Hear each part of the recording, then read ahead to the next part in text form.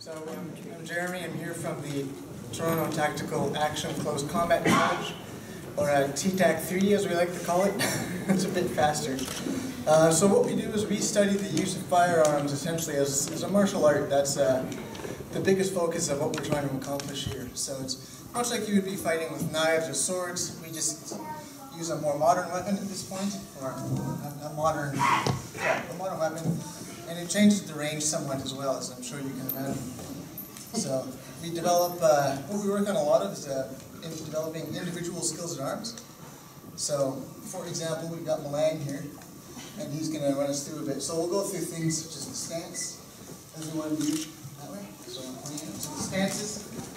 As you can see here, he's got a lot of support. He's supporting the weapon. So that way when it shoots, it's not going to knock him off balance at all. He can stay on target, right? You can kind of push him around. He's still going to stay there. It's very stable. You're using nice triangular forms, right? A lot of physics. There's a lot of studies of physics gone into this. So it's really interesting. And additionally, we'll also go over things like weapon manipulation. So if he needs to reload, for example, that's good and quick. Right? So that's when you need to change your ammunition during the fight. Additionally, if that's not an option, if you need to go a little bit quicker, you can always draw to your secondary firearm. Yeah, so he's got that at the ready. It's always on his hip. The gear is laid out in a specific way to allow him to do so really quickly and ensure that he's being very efficient. That's one of the primary concerns here. Additionally, what we like to do is to bring this up into heavy emphasis on teamwork. So, for example, if Jeremy and Milan were working together, and Milan develops the sudden urge to reload, so he's going to start to reload, Jeremy will be able to cover him and take on any extra work that might be left behind while Milan's accomplishing the task that he has to do. So it's like I said, it's very efficient. That's one of the things that we really try and focus on is this efficiency.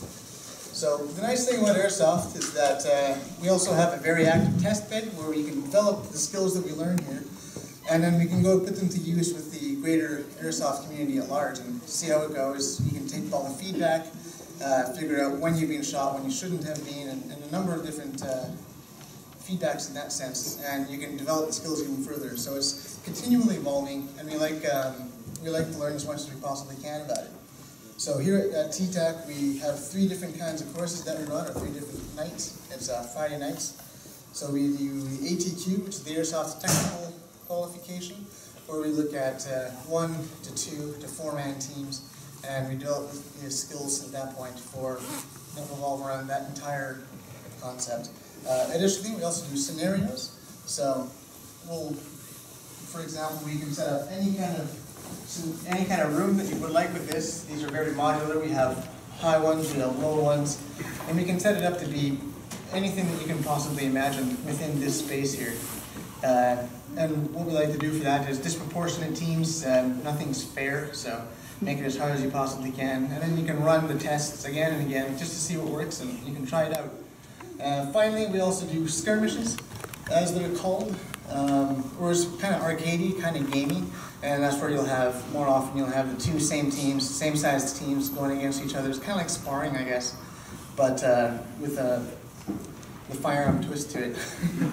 And once again, all the games that we run, they're very emphasized on teamwork. That's one of the biggest concepts that we want to bring about is teamwork is, you can do something by yourself, that's great, but you can only get work done once you've got 2 or more people.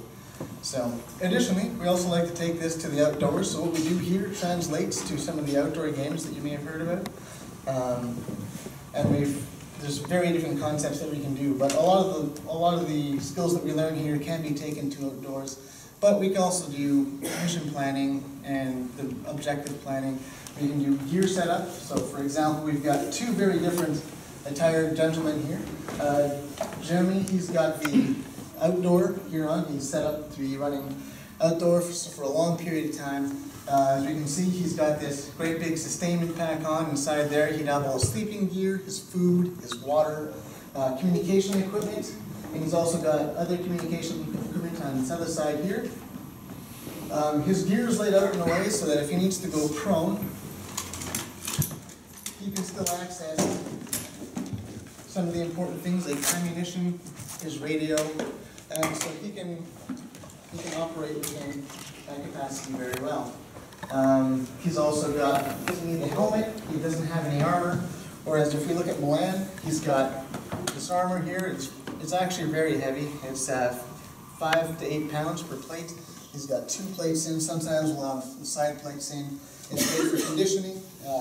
And you don't really want to be wearing this for more than 24 hours. Whereas for Jim, if he needs to, he can just doff the pack somewhere. He can have some concealment set up inside of it, so set up a tarp over it and some camouflage netting. And then he can go out, and he's running much lighter gear in general.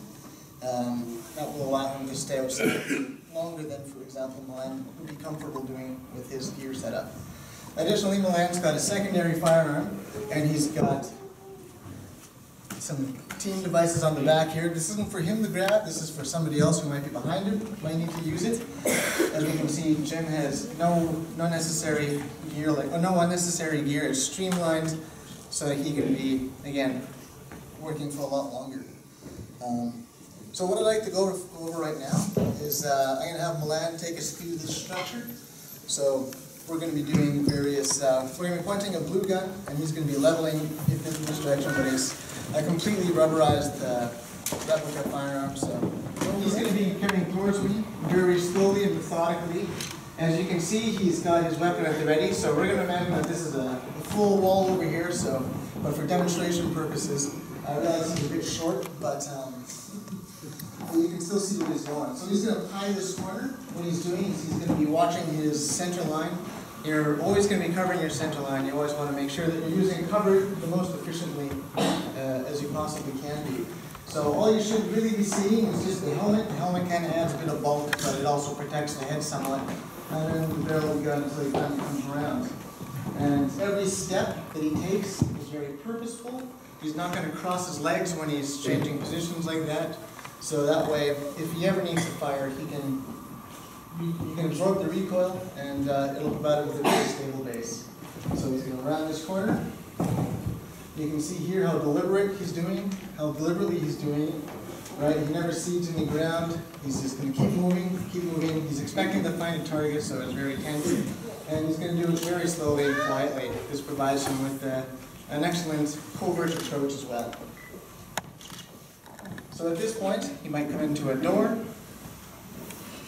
First thing that we like to do is we like to inspect it to make sure that there's no booby traps or other alarms. Some people will set up strings and alarms, or even grenades. We've got airsoft grenades that work quite well. So he's going to check it. He's comfortable that the door is not dangerous, and he's going to continue to slowly clear the room.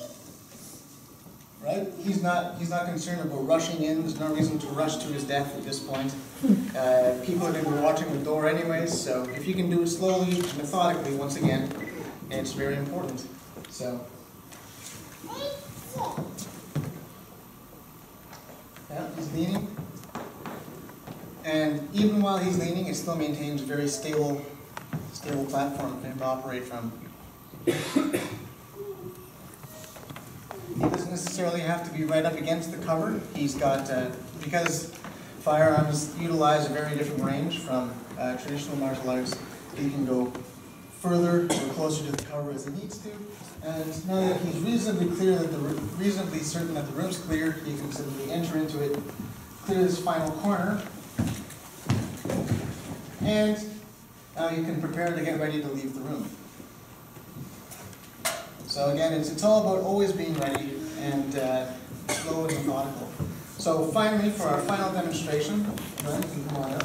We're going to stick Jeremy in the room. He's going to be our unsuspecting bad guy. And because we do a very large focus on teamwork, I'm going to follow the line around, throw on a bit of party gear, and we're going to clear this room. So I'm not going to point any of the weapons at you. Normally we would be, but we don't really want to. Right. Very clear.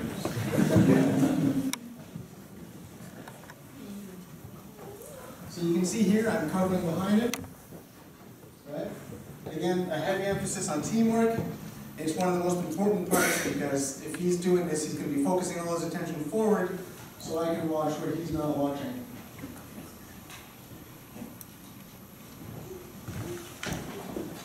then we can take the corner together in a nice aggressive stance. And once again, once we're content that it's cleared, then I can continue to cover from behind him. Right? You can use hands as a means of communication. I don't need to necessarily speak and tell him, okay, go forward now. He knows that I'm right here. Right? Oh, I bumped into him. I probably should turn around and see what's going on. Oh, okay, there's a doorway. He's giving me some communications here, all non-verbal.